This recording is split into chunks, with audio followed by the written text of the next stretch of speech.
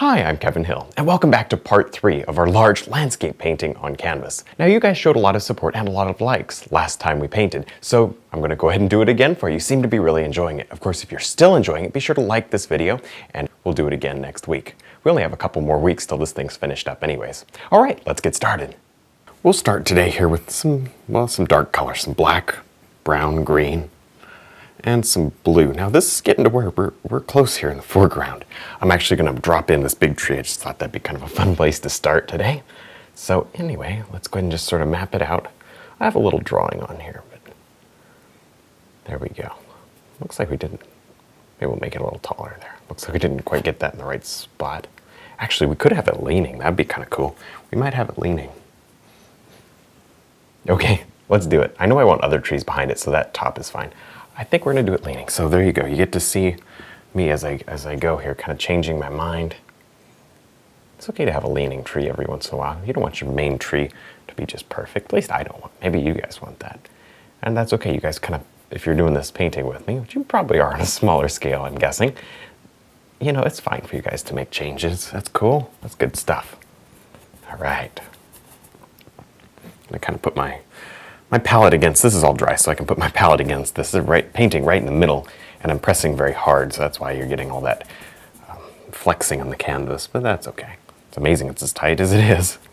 There, yeah, that is so cool. And I'm obviously gonna have to take the mountain and kind of repair back there. That's okay, I'm not concerned.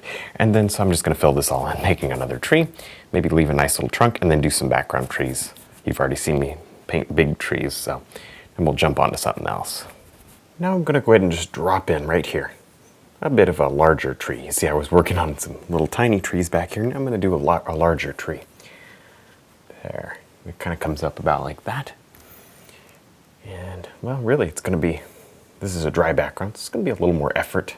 I think probably a little more effort to get this filled in solid. Normally this takes a couple brush strokes. It looks like it's gonna take a little more work, but that's not a big deal. There we go. I'm just going to paint this trunk in real nice later, probably. Just quickly getting it roughed in right now, figure out where in the world it goes.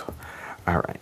And then basically just take a little bit of paint and start dropping on some leaves. There. Nice. Just a few. Well, maybe a little more than a few. But I don't want it so solid that, you know, the whole thing kind of looks clumpy.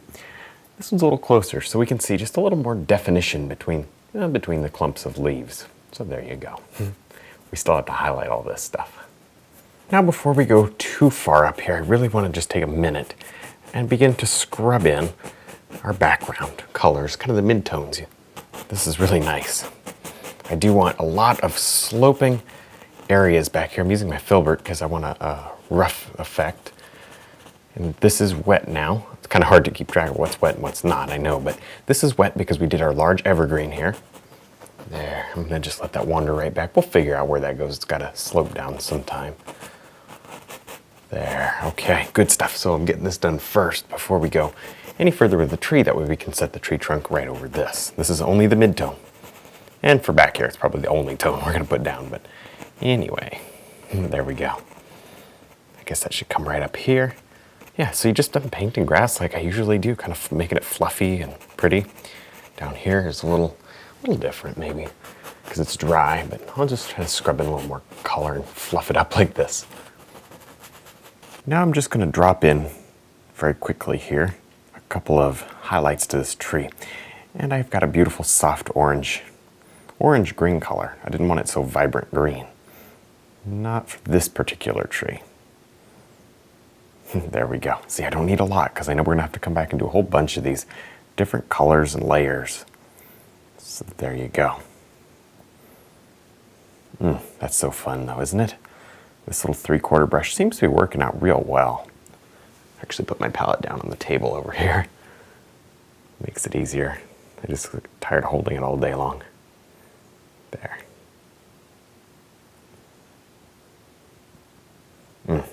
I love these little details. This is fun. Now we finally get to the highlighting stage. That's probably far enough down because I know I want that tree trunk exposed, and then, you know, the contrast of that against the background is going to be pretty neat. So don't want to lose that. Now, as you can recall from last week, we painted in this area with dark, but of course now it's dry. So remember I kind of gave you the example over here. We're going to have the light. Let's go ahead and put that in right now. There, and you got to just take this line from over here, follow it back, follow it back. Oh, looks like it really needs to come out up here. Yeah, there we go. All right, we can brighten this very, very easily, make it brighter as we go.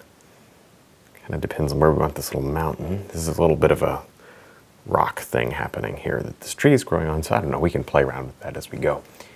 This is really pretty. All right, let me grab a little white. And let me just come back here and let's think about our light maybe sneaking through. And right on the top here, catch just a bit of this white. Wow, doesn't that just make it pop? That little white, the white and yellow. Contrast against that really good dark, it's even better, isn't it?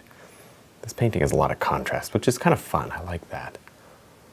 Now, as you can see up here, I've went ahead and just blocked in some very basic water area. It's not really a big deal. And that was kind of the easy part, very quick. Now I'm coming back to highlight, and what I'm doing is I'm really kind of highlighting just in a spot here. I want to just bring this right out and let it really, really show up well. I'm gonna grab my palette, I keep running out of paint. There, just a little bit of white, because there's no need to tint this. It's just gonna mix with what's down here anyways on the canvas. One of the bonuses of painting wet. There, I'm using my detail round, not because I need to so much. You could use a 3/4 brush for this. I just think I might get a little more control.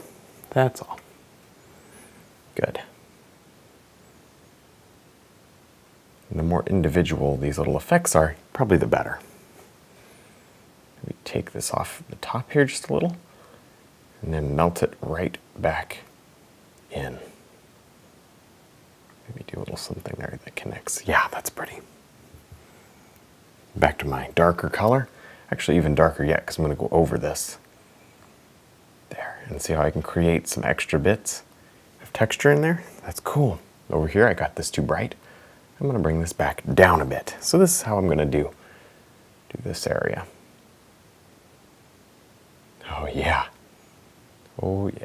That is good stuff. Back to my light. Light right there. Yes.